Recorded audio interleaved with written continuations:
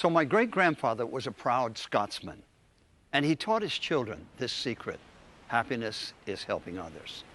Well, his son, my grandfather, decided to go to London Medical School, become a doctor, and then thought, where can I go to help people the most? He got an invitation to China, so he ended up with his family in the mountains of southern China. My father was born in China, so he taught my father this same secret.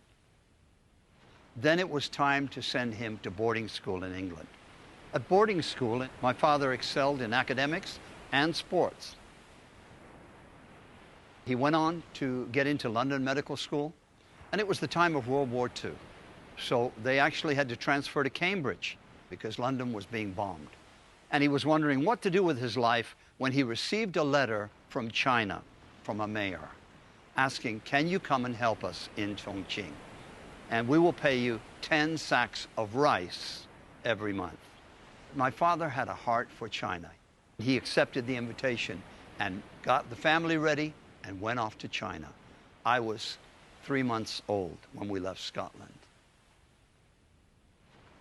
So we arrived in Chongqing, and for the first 1 or 2 months, my older brother got a fever. And no matter what my father did, couldn't get the fever to go back. So he thought, I better take the family to Hong Kong, where there's more medical help from the British hospitals there. As soon as we got there, his fever stopped. We tried to go back to China, and the door was closed. My father was thinking of going back to England when the British embassy asked him, would you be willing to go to Taiwan? Because there's no doctor there right now. So my father said, okay, I'll go for 1 year. But he stayed for 30 years. So he set up a clinic to help the poor. He had people lining up outside because it was free. And the neighbors started to become a little aggravated because the line was so long and it was blocking all the alleys. And they said to him, Dr. Dale, why don't you charge the patients at least 1 coin? And that'll drop the line a bit. So he did that. But my father had a heart for people that had no coins in their pockets. So he put a little bowl out with coins in it. If you didn't have a coin, you could take a coin out and use that to make your registration. My father always made sure that the people with the least were shown love and kindness. My young days were running around the streets. We didn't have to wear shoes. That was nice. But as I grew up and I got to 4 or 5 years old, I was going to Chinese kindergarten. My Chinese was great. My English wasn't very good. But at 6 years old, I got sent away to boarding school in England. So I had to improve my English very quickly. But after that, I came back to Taipei and went to an American school. So I had a half British, half American education. And then after high school, I said goodbye to my parents and I went off to university in Michigan. When I got to the States, my father had only given me $45. He wanted me to get a summer job. You're going to work, son. So I went to a record store to try to get a job. The manager said, would you like to carry equipment for our band?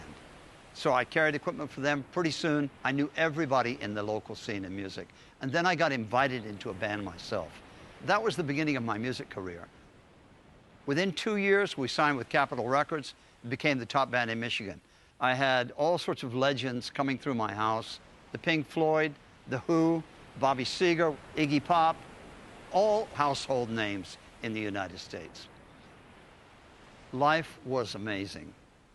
I don't know how it all happened, but there I was in the middle of America in one of its biggest changes it had had in generations. I ended up in Hollywood, and in Hollywood, after a while, I started to get a little bit disillusioned.